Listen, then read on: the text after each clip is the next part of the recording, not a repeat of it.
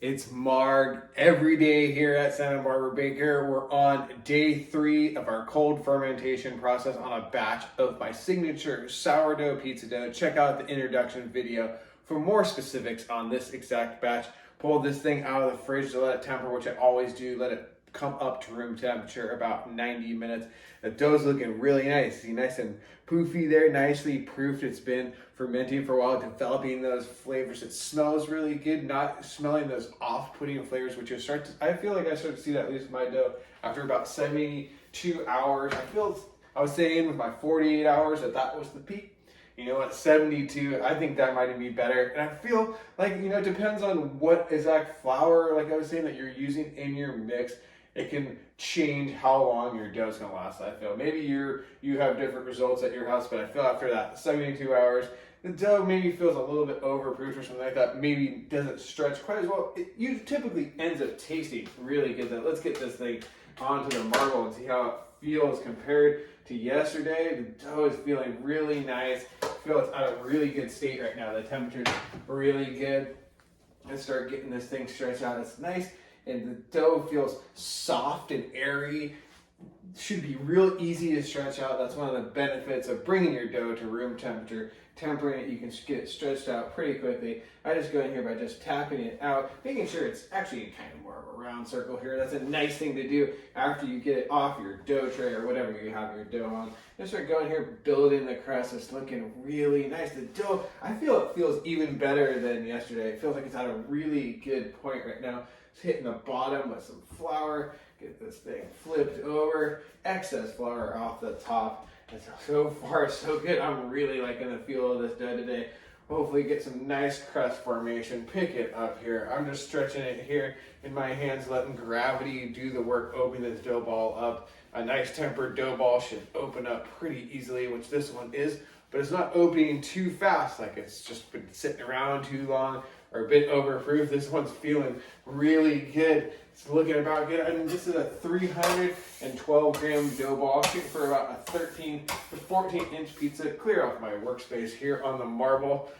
Get this thing, it's looking pretty nice. I got high hopes for this dough today. Gonna get this thing down. I like to flour the bottom of the pizza instead of the peel, hitting it with some flour here so it doesn't stick. This is just bread flour I got going today.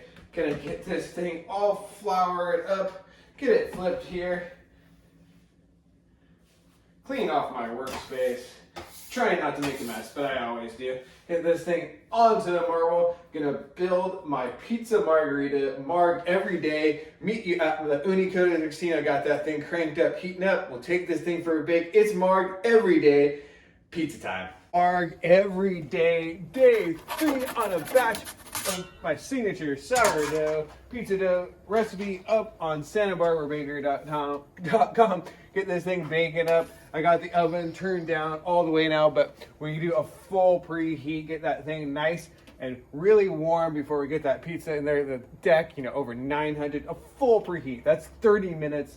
The manual will say 20, but I like going for the full 30. Make sure that even if you might get a high temp on your decorating, the oven overall needs a little bit more heat. All right, let's back to the pizza. 3 days now on this fermentation. It's looking really nice. It handled really nice, stretching, starting to bake up really well. Starting to see some leoparding pop up, those little micro bubbles. That's what I like to see. That's what will cause some of that spotting. Those are starting to pop up and darken, looking really good. Thinking about my first turn here. Go through. It looks like a little bit early on the crust right there, but we'll free it up here. Just turn it slightly. Going that dough right there, you can see it's a little soft. It's a little bit cooler here at the mouth of the oven.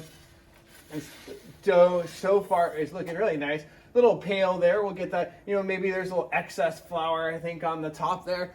Get that nice and baked up. That should be all good. The leoparding's looking really good on this one so far. Looking really nice. I love when they pop up like that. Little micro blisters. Gonna give this thing another turn here. We're shooting for my standard bake, which is about 3 to 4 minute bake. Hybrid style here we're working with.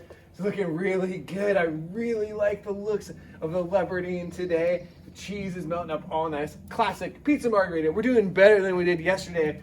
with that hole in the center. This thing's looking really good. Going in for another turn here. So far, so good. Peep that bottom. It's looking really nice. I usually like to do, hear me talking about ultra low zone. It's going clockwise up to the max point, pushing in, turning. That can get you a little bit lower temperature there. Finish off your pizza if you like that little crispy lifestyle, as we do. I'm thinking about using that here after I do one full rotation of the pizza, which I'm almost at here. Looking really nice.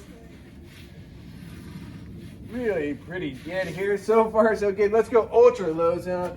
Going up to the max point, pushing in. Now we're in there. You can see, look at how low you can get that flame. You can take this thing, cook your pizzas for 15 minutes or whatever you want to do. Bake it up. This is looking really nice here. A little bit pale on that crust there. I think I had some excess flour on the top of it, but I think it should still be good. We'll let this thing crisp up. Santa Barbara Baker style. We like it headies. The firemost with a little bit more, like I keep mentioning, that crispy lifestyle, the crispy bottom. Might not be traditional, but we get into it, and that's what I'm looking for here as this thing finishes up. A little more brownie. This thing's looking really good. I think it might be too early to say it, but I got high hopes for this one. This might be the best of the batch. That's what I said, 72 hours.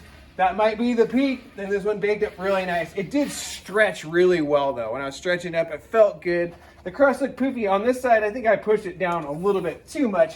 It can't always be perfect, but this thing's looking about done. Don't really like that pale area there, but we'll live with it. It's looking really nice. And you can see though, picking up that a little bit soft in the center. A pizza margherita can be a little soupy. You got that fresh mozzarella, fresh tomato sauce, the world's best tomato sauce. Recipe up on sanibarbarabaker.com. But it's a lot of moisture going on there, and that can end up for a little soupy pie. So you want that little crispy bottom, be able to pick up your slice. I think this thing's done. Let's get the show on the road here. Pull this thing out. Let me do one last peep at the bottom. All right, I'm gonna take it for one more little spin here. Looking really good. Let's get it out of here. The Marg Every Day. That's how we live our life at Santa Barbara Baker. The pizza passionate style. The pizza margherita, the backbone of the pizza passionate lifestyle. This one's looking super dank. Get it onto the rack. Let it hang out for about a minute.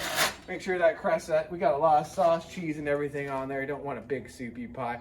Let it hang out, get this thing sliced up, take it for a taste of the booth. It's pizza time. Marg Every Day, and this one, it's looking pretty gorgeous to me. Pretty nice bake on this one. It smells absolutely amazing.